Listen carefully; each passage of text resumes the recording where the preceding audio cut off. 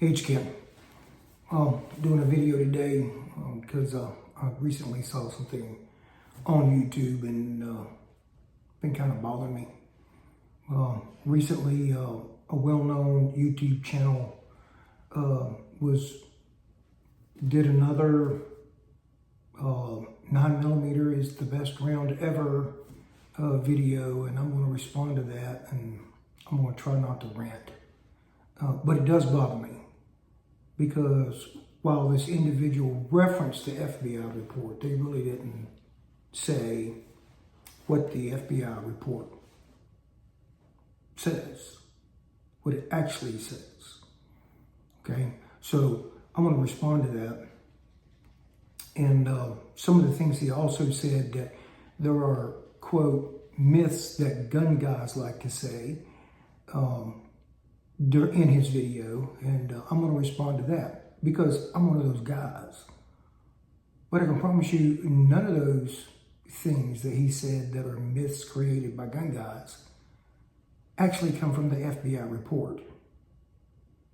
So, right here I have the FBI report, which I'm going to link to in the description.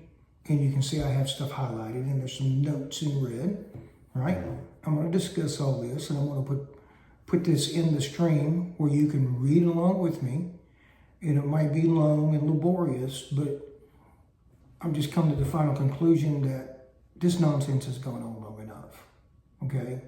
The FBI never said that the 9mm was just as good as 40 Smith & Wesson, 45 ACP, or 357 SIG, or 357 Magnum in that case. You would think 10 years later, after the multitude of videos have been posted to YouTube, we wouldn't be hearing this anymore, right? We wouldn't be hearing it, but we still are. And that kind of irritates me. So why would a guy who's got a big following be going on YouTube saying stuff like, I have no freaking idea. Okay? Another article that I'm going to link to here is called Why Bullet Size Matters in Officer-Involved Shootings. Now this guy goes back to what happened in Miami, the FBI selection of the different calibers, and the current move. Well, it's not current anymore, it's 2014.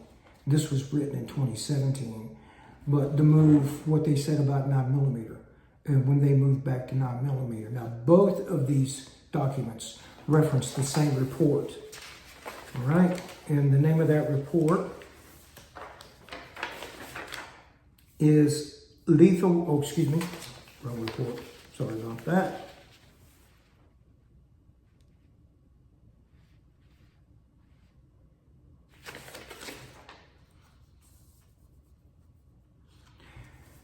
The name of that report is Handgun Wounding Factors and Effectiveness by Supervisory Special Agent Yuri Patrick in 1989. Both of these documents reference this report, okay? The only difference is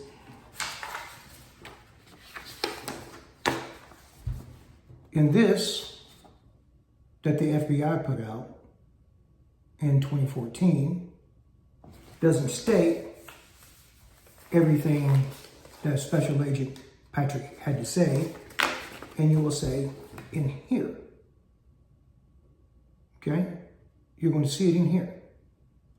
Now, one of the things that I find interesting that Special Agent Patrick said, that you need a minimum of 12 to 18 inches of penetration, right? Everybody says that, everybody knows that by now, hopefully. If you're any type of a gun guy or you're interested in self-defense, you know that in the gelatin and the jelly test that you need 12 to 18 inches of penetration. But what they don't say, and what Agent Patrick said in his report, is 18 inches is preferable. So you don't get that part. You don't get that part. And see, that's why I'm doing this today. I want to clear up some of this nonsense that's going around on the internet I'm going to try not to rant too much, but hey, it is what it is. And as I've said before, I don't really care what caliber you choose. If you want to choose 9mm, hey, knock yourself out. The FBI said it was adequate, and I agree. However, you need to understand why you're choosing the 9mm. And you shouldn't be choosing the 9mm just because some dude on YouTube is telling you it's the best round ever. And it's just as good as 40 caliber, 357 SIG, 10mm, and 357 Magnum. Because that's not what the FBI said. So what we're going to do here is I'm going to read all these places that are highlighted and I made notes on in the FBI document. I'm going to do the same thing for this article. And what I want to do is I want to take pictures of these pages and I'm going to insert them as into this video as we're moving along. So I know that will be laborious and it's going to take some time, but if this is something you're interested in, do you want to know the truth about what the FBI said, then you need to follow along. It might take a while, but not that long. Hopefully this whole video, entire video, won't take more than 15 minutes. I'll be doing a lot of reading and also showing the pictures of these documents inside the video. Because that's one of the challenges I told this, I made a comment on this video. Why don't you make a video actually reading the document and showing the document, right? But I don't think that's going to happen. That's not going to happen because at that point, the whole argument falls apart. There are specific reasons why the FBI chose the 9mm. And those reasons are, it has less recoil. It has a higher magazine capacity. And they specifically state that it's easier for, quote, troubleshooters to use. They're more accurate and they get faster strings. Troubleshooters. Troubleshooters is a euphemism for you can't qualify. That's what it means, okay? So at this point, I'm going to start reading these and you're going to start seeing these pages. And then we'll come back for a summary after we're done with that.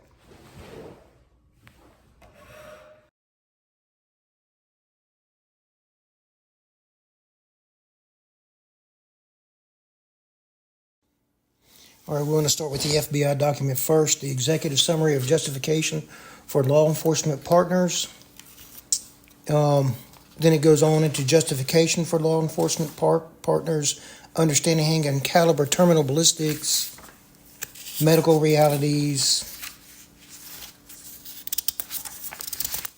and then psychology, tactical realities, and then they go to the conclusion. I'm going to start with the conclusion first because that's just the way I like to do it. That's the way I've learned to do it, to see if the document is worth reading or not. I look at the conclusion, and then if I find it interesting, I'll go back at the beginning. So here we go at the conclusion.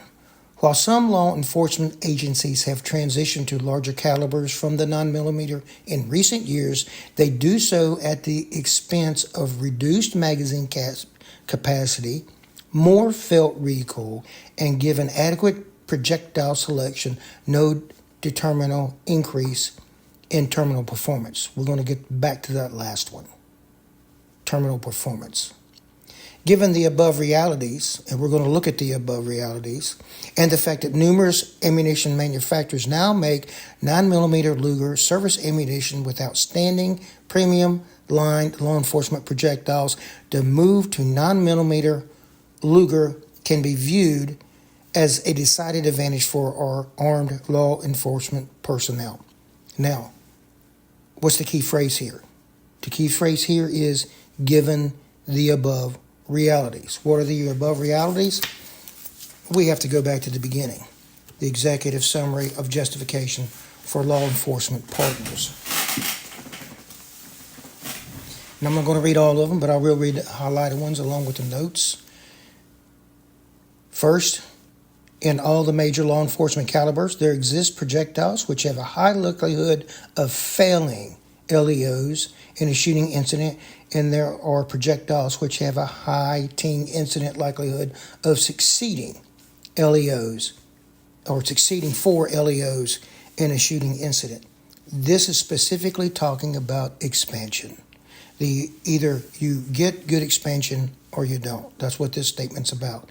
Next, handgun stopping power is a myth. That's yes and no. Compared to what? Compared to a rifle. And that's what the FBI is going to say later on in this document, that compared to a rifle, handgun stopping power is a myth. And they also compare it to one-shot stops. Okay? One-shot stop does not mean that there is handgun stopping power. It means you got lucky. Next, the most important factor in effectively wounding a human target is to have penetration to a scientifically valid depth. FBI uses 12 to 18 inches. And as I stated so earlier, the guy who wrote the report, the special agent who wrote the report, says that 18 inches is preferable. But I also want you to notice the single most important factor is penetration. That's what the FBI says.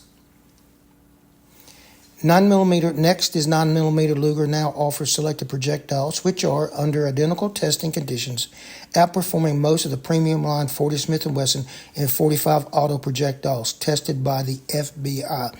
Now, if penetration is the single most important factor, then this statement right here concerns penetration only. It is not considered expansion at all. The next bullet point, 9mm Luger offers higher magazine capacity, less recoil, lower cost, both in ammunition and wear on the weapons, and higher functional reliability rates in FBI weapons. The next bullet point, the majority of FBI shooters are both faster in shot strings fired and more accurate with a 9mm Luger versus shooting a 40 Smith & Wesson, similar sized weapons. Okay, now these last 2 bullet points, these are the real reasons the FBI switched to 9mm. They state it right here. You have higher magazine capacity, less recoil, lower cost, and the majority of FBI shooters are both faster in shot strings and more accurate. Okay, so let's move along. Next is justification for law enforcement partners. This is the page 2 in the way my document was printed. Really nothing there of any entrance. Now, next we come to medical realities. In the highlighted statements, basically this says that unless you hit the central nervous system, that's the only way to reliably get a one-stop shot. Then the highlighted section says, other than shots to the central nervous system, the most reliable means for effective rapid incapacitation is by placing shots to large vital organs, thus causing rapid blood loss. Simply stated, shot placement is the most critical component to achieving either method of incapacitation. Wounding factors between rifle and handgun projectiles differ greatly due to the dramatic differences in velocity. Now there's the statement. There's no such thing as handgun stopping power when compared to rifles. The FBI has already admitted in the executive summary the same thing that the French GGIN discovered in 1970s. For a handgun to have stopping power, you need to have good expansion and good penetration. That is handgun stopping power. If you compare it to a rifle, there's no such thing as handgun stopping power. But let's move on. Medical reliabilities. Oh, excuse me, we already did that one. Medical reliabilities are broken down into separate paragraphs. Paragraph A, penetration. Paragraph B is permanent cavity.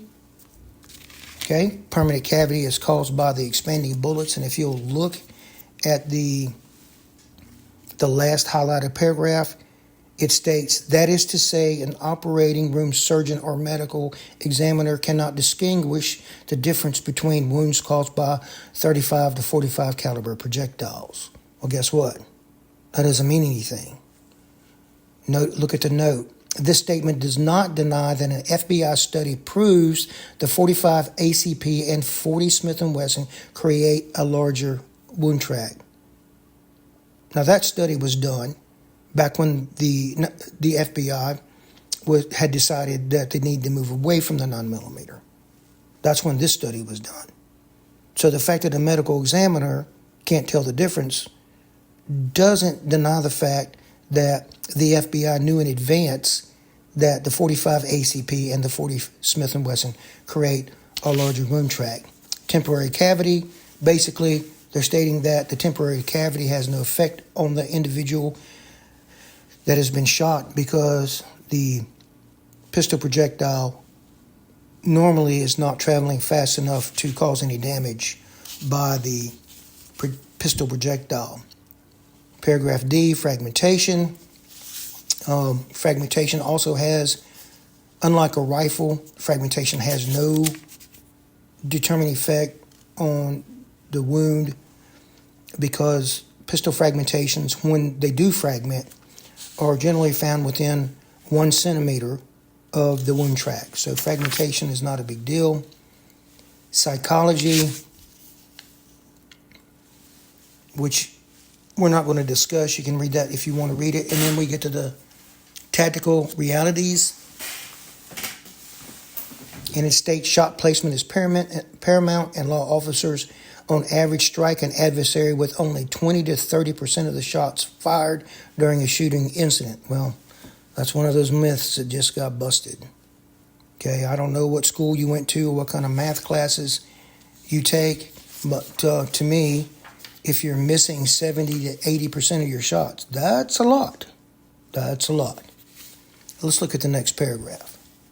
The Ballistics Research Facility has conducted a test which compares similar size Glock pistols in both 40 Smith & Wesson and 9mm calibers to determine if more accurate and faster hits are achievable with one versus the other.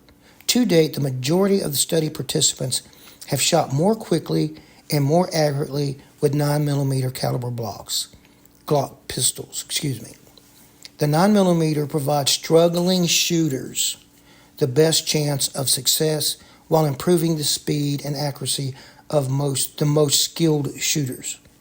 Struggling shooters. What is that? That's a euphemism, which means you can barely qualify. You either, if you're going to pass the FBI pistol qualification, you can't do it with anything but the 9mm due to the low recoil.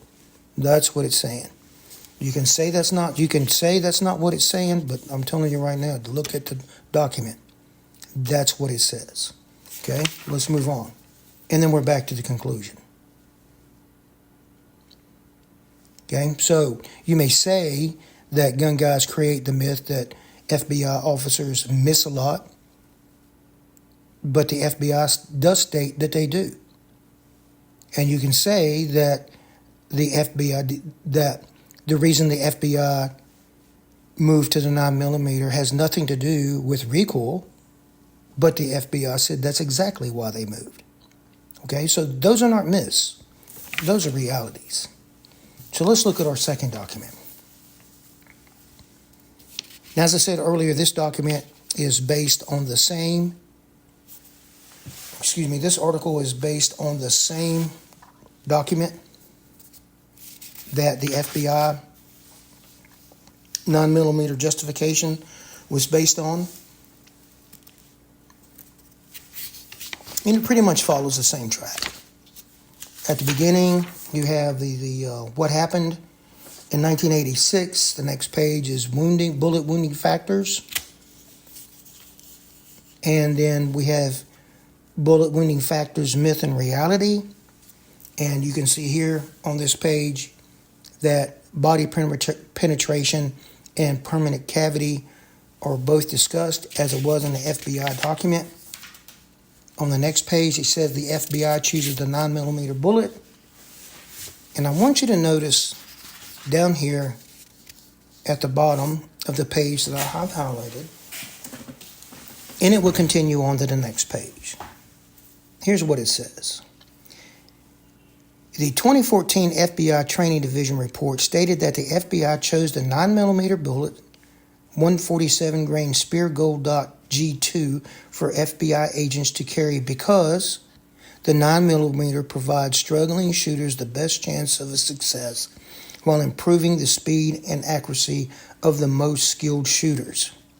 In reaching this conclusion, the FBI appeared to give little weight to the tissue-crushing ability of the larger projectiles, 40 Smith & Wesson and 45 Auto.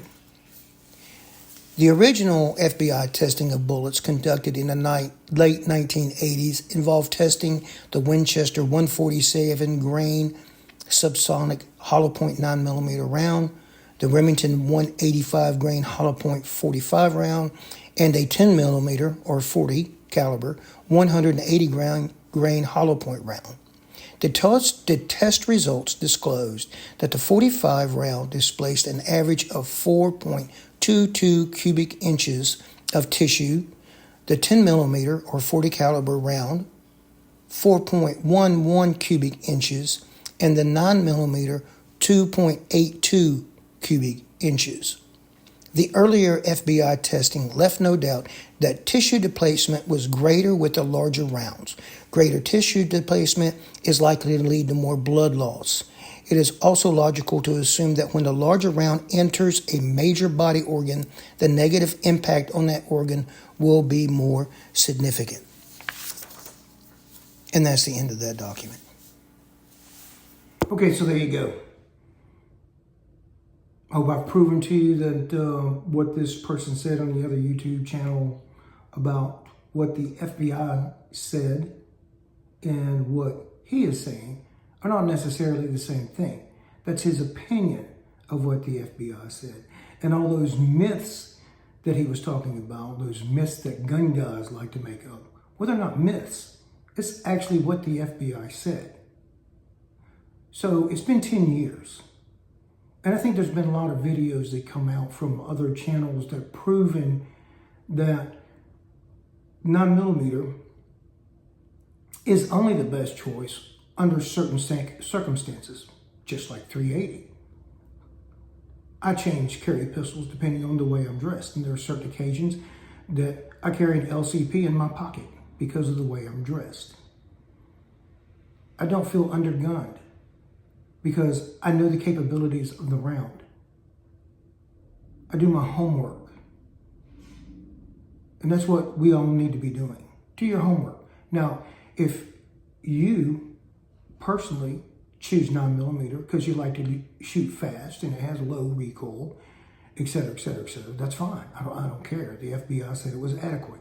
And that's true. It is adequate. However, do not choose the 9mm for self-defense just because you hear someone on YouTube saying it is the best round and it is just as good as 40 Smith & Wesson, 357 SIG, 10mm, and 357 Magnum, because that's not what the FBI said. We need to get over this. We need to move on. Choose the biggest caliber that you can effectively shoot. And if the biggest caliber that you can effectively shoot is a compact 10mm, hey, dude, have at it. Have at it. You will not be disappointed with the results. I hope you have a blessed day.